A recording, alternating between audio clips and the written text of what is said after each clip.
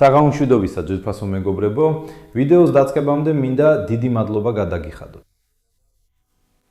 მე ვფიქრობ, თქვენ შეამჩნიეთ, რომ გამომწერების რაოდენობა თითქმის მილიონს აღწევს და ახალი წლისთვის სასიამოვნოა იმის ნახვა, რომ ცდილობთ დახმარებას, გამოიწერეთ თქვენი ანგარიშებიდან, ფეიკი ანგარიშებიდან, ბებიების, ბაბუების, თქვენი კატების, თქვენი ძაღლების ანგარიშებიდან, მეზობლების ანგარიშებიდანაც.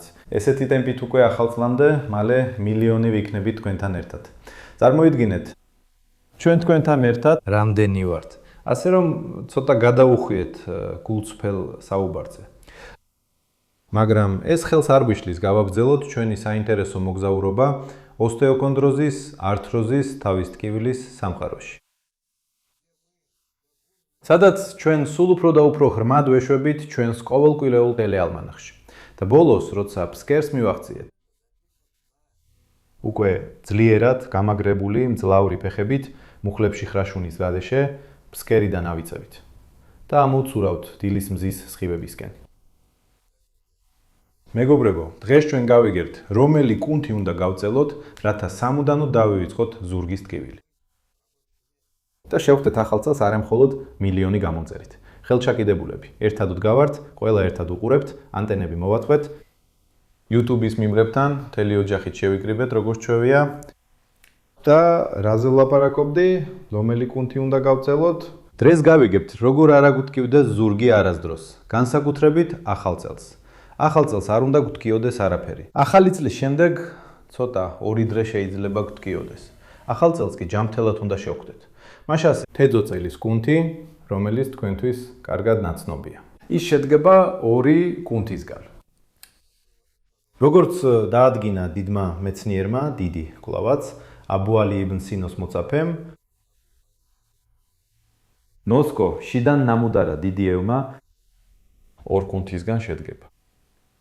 წელის, აი ის და თეძოს. ეს ორი კუნთი ზოგჯერ ერთად მუშაობს, ზოგჯერ კი ცალ-ცალკე.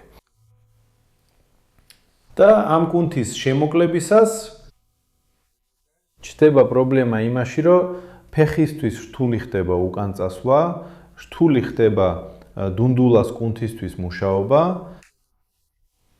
წელისა და თეძოს კუნთების შემოკლება.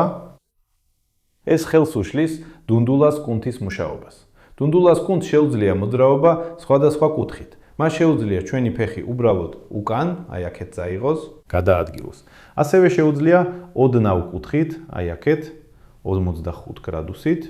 ნახეთ, სპეციალურად თქვენთვის გაჩვენებთ. ძვირფასო გამომწერებო, რომელთა რაოდენობა თითქმის მილიონია. აი ეს. და 45 გრადუსით, აი აქ. როცა 45 გრადუსით შუა დუნდულა კუნთიც ოდნავ მოძრაობაში ერთვება და პირველ შემთხვევაში, როცა უბრალოდ ფეხს უკან წევთ, გვიწვდება წელის კუნთი. ხოლო მეორე შემთხვევაში, როცა ფეხი 45 გრადუსით მიდის, აი აქ, იწვდება თეძოს ეს კუნთი. და სწორედ თეძოს კუნთის შემოკლებისას ძალიან ხშირად იცვლება მენჯის მდებარეობა. როცა ის მოკლეა, მენჯი იხრება. იმ მხარეს, სადაც თეძოს კუნთი მოკლეა, ის ხშირად უკან მიდის, რადგან მოძრაობისას ფეხთან ერთად იწყებს ასე მოძრაობას. აი ასე თითქოს. ნაბით ვდგამთ აი აქ, ერთი უკან მიდის, იმიტომ რომ ვერ ახერხებს მენჯისგან დამოუკიდებლად. ფეხი მოძრაობას აკეთებს. ხოლო, როცა წელის კუნთი მოკლდება, ამ შემთხვევაში ჩვენი ხერხემალი რეაგირებს და ასე რკალივით იხრება. იმიტომ რომ წელის კუნთი თავისკენ ქაჩავს ხერხემალს. აი ნუ უყურებთ, ხო? თითქოს აქ უნდა იყოს მოკლე კუნთი, მაგრამ ასე გამოდის. რატომ ასე? ოდესმე გავიგებთ. მოკლედ. რაზე გადავიდეთ? ვარჯიშზე პირდაპირ. თუ კიდევ ცოტა ხანს რამე მოგიყვეთ? კარგი, მოდი მოვყვები. აი მოკლედ ნახეთ. აი ამ კუნთებს შორის კიდევ ხანდახან ჩნდება შეწებებები. აი აქ. ესეც ართულებს მათ მუშაობას. რას აკეთებს ის კიდე, როცა ის მოკლდება? ტკივილი არ ჩნდება არც მასში, არც შიგნით. იმიტომ რომ თვითონ კუნთში რეცეპტორები არ არის. და როცა ეხლა გააკეთეთ ვარჯიშს ამ კუნთის გაწელვაზე, შეგიძლიათ ვერ იგრძნოთ, რომ ის იწელება. გაწელვას იგრძნობთ აქ წინ ბარძაყის მიდამოში და ისიც ასე ტკივა. არა შიგნით სადღაც მუცელში, არამედ ტკივა, ზურგი ტკივა. გავის თეძოს სახსარი ტკივა. გავის თეძოს სახსარი სწორედ მაშინ ტკივა, როცა წებოვანი პროცესები წარმოიქმნება თეძოსა და წელის კუნთს შორის. ისინი ერთმანეთს ვერ უსრიალებენ და თავისუფლად ვერ მოძრაობენ. და თვითონ წელიც ტკივა, იმიტომ რომ თვითონ წელის კუნთიც იკუმშება და აჭერს.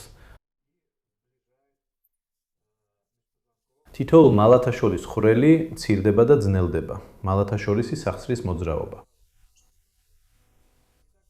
მეგობრებო, ეხლა გადავდივართ უშუალოდ იმ ვარჯიშზე, რომელიც შეიმუშავა კულიაბსკის სამეცნიერო კვლევითმა ინსტიტუტმა წელის კუნთის გაწელის შესასწავლად. იმისთვის, რომ ის გავწელოთ. ჩვენ ერთად ჯერ კლასიკურ ვარჯიშს გავაკეთებთ, ყველასთვის ცნობილს. მაგრამ საქმე იმაშია, რომ მისი შესრულებისას მხოლოდ ეს წელის ნაწილი იწელება. ხოლო ჩვენთვის საინტერესოა ასევე თეძოს ნაწილიც. რატომ? იმიტომ რომ ჩვენ ხო გვინდა მენჯი გავასწოროთ.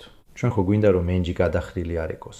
ჩვენ ხო გვინდა ახალი წები შევხვდეთ და სიხარულით მივესალმოთ მე მილიონე გამომწერს. ვინ იქნება მილიონიანი გამომწერი? საინტერესოა? ბოლოს საკუთარ თავს თვითონვე გამოვწერ. მოკლედ, ნახეთ, წელის კუნთი. პირველი ვარიანტი, უფრო მარტივი. დგებით კედელთან. ამისთვის სპეციალური კედელი დაგჭირდება. ფერს ვდგამთ ისე, რომ თითები მჭიდროდ ეხებოდეს კედელს. ხელებს ვადებთ კედელს. ეხლა კი უკანა ფეხით ვიბიძგებთ. აი ჩვენი ამოცანა. აქ ორი ძვალი გვაქვს, რომლებიც აქ იზრდება. ამას ეწოდება წინა ზედა თეძოს წვეთი, თეძოს ძვალი. ამ მოძვალს ვცდილობთ მივუახლოვოთ კედელს. გვინდა შევეხოთ მას. თუ გაქვთ მუცელი, შეიძლება მუცელი პირველად შეეხოს კედელს, მაგრამ ამაზე ნუ ინერვიულებთ. მაინც ნელ-ნელა ეცადეთ ამ ორ ძვალს მიაწვდინოთ კედელს. ამ მდგომარეობაში თუ გძნობთ დაჭიმულობას, აი კუნთი დაგეჭიმათ, ცოტა მოდუნდით. დაჭიმულობა იგძენით, ცოტა მოდუნდით, უკანა ფეხი სწორად გეჭიროთ, აი ესე, დაჭიმეთ ეს კუნთი და მოდუნდით. ცადეთ ორივე მხრიდან. ხშირად ხდება, რომ ეს კუნთი მხოლოდ ერთ მხარეს არის შემოკლებული, მეორე მხარეს დაჭიმულობას ვერ იგრძნობთ. იმ მხარეს, სადაც ეს კუნთი უფრო მოკლეა, ამ ვარჯიშს უფრო მეტჯერ აკეთებთ. თუ ამ დროს დაჭიმულობას ვერ გრძნობთ და გრძნობთ თავდაჯერებულობას. უკანა ფეხს უკან უფრო შორს აყენებთ, ხოლო წინა ფეხს მუხლებში უკვე ხრით. ხელებს ისე ვიყენებთ კედელზე დასაყრდნობად. და ეხლა მუხლით იწყებთ აქეთკენ, უკვე კედლისკენ მისწრაფებას, უკვე მუხლს ცდილობთ. მუხლი კედელთან უფრო ახლოს მიაწიოთ. აი ესე მუხლი. უკანა ფეხი ისევ წვერზე გაქვთ და ამ მდგომარეობაშიც. დაჭიმეთ კუნთი, მოადუმეთ. დაჭიმეთ, მოადუმეთ. ესეთი მოძრაობები აქვს. გააკეთეთ 10 ჯერ ერთ ფეხზე, შემდეგ მეორეზე. ასევე გააკეთეთ 2-3 მიდგომა. მათ შორის დაისვენეთ 15-20 წამი. თუ ამ შემთხვევაშიც ყველაფერი კარგად გაქვთ, მაშინ უკვე შეგიძლიათ სცადოთ ყველაზე საინტერესო ვარჯიში, რომელიც ადრე ალბათ არ გიცდიათ. და თუ გიცდიათ, ალბათ არ შეგიფასებიათ. რამდენად ეფექტურია ის? ეს არის სწორედ თეძოს კუნთის გაწევა, აი ამ ნაწილის. ამ ვარჯიშამდე შეგიძლიათ შეამოწმოთ სიმეტრიულია თუ არა თქვენი მენჯი. როგორ უნდა შეამოწმოთ? ნახეთ. დღის განმავლობაში შეგიძლიათ ან ადრე გქონდათ შემჩნეული. ხდება თუ არა ასე, რომ ყველაზე ხშირად გახართ ისე, რომ ერთი ფეხი წინ გაქვთ მეორეზე. ხშირად ის ფეხი, რომელიც წინ არის, სწორედ იმ მხარესაა, სადაც მენჯიც წინ არის. აი ესე. და ასე. ეხლა კედელთან გვერდულად დავდექით. ფეხი, რომელიც კედელთან უფრო ახლოსაა, კედელს მიბჯენით ვდგამთ. მეორე ფეხს უკან. 45 გრადუსით ვდგამთ. ვდგამთ, ასე რომ თქვენთვის მოსახერხებელი იყოს დგომა. ეხლა თქვენი ამოცანა მუხლით აქ კედლისკენ მიიწიოთ. ვინც ძალიან მოკლე აქვს, უკვე იგრძნოს დაჭიმულობას. უკვე ამ მდგომარეობაშიც კი. ანუ მუხლით მიიწიეთ, უკან გააკეთეთ მოძრაობა, შეგიძლიათ კედელს მოეჭიდოთ, შეგიძლიათ მეგობარსაც მოეჭიდოთ, მაგალითად. მეგობარს. შეგიძლიათ არ მოეჭიდოთ, თუ მეგობრები არ ყავთ. ახლოს. და რომ ისინი ხავდეთ, უნდა გამოიწეროთ. და ახალ წლამდე მილიონი მეგობარი გეყოლებათ. ხო. მუხლით ვწვდებით. არაფერს გაძალებთ, უბრალოდ. თუ ამ დროს დაჩიმულობას ვერ გძნობთ, მაშინ შემდეგი ეტაპი. ეხლა ცდილობთ კედელს უკვე თეძოთი შეეხოთ. აი ამ ადგილით. აი აქ. მუხლით შეეხეთ.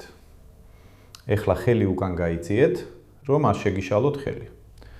და თეძო პირდაპირ აქ კედელს მიაბჯინეთ. აქ შეიძლება კიდევ უფრო მეტად იგრძნოთ დაჭიმულობა. სადღაც ამ ნაწილში, ხო ასეა. მაგრამ იწელება სწორედ თეძოს გუნდი. ამის შემდეგ სიარულის დროს შეიძლება შეამჩნიოთ, რომ ნაბიჯი უფრო გრძელი იქნება, მაგრამ თუ შეწყვეტთ, გადაჭარბებთ, ზედმეტად გააკეთებთ, შეგიძლიათ იგრძნოთ, რომ ცოტათი გქაჩავთ. აი აქ, თეძოს სახსრის წინა ნაწილში. ეს ნიშნავს, რომ ცოტა უნდა მოუკლოთ ტემპს. ფრთხილად გააკეთეთ. და მაშინ ყველაფერი კარგად იქნება. ხო და მეგობრებო, აი ბოლოს და ბოლოს გავიგეთ რა უნდა გავწელოთ და როგორ უნდა გავწელოთ.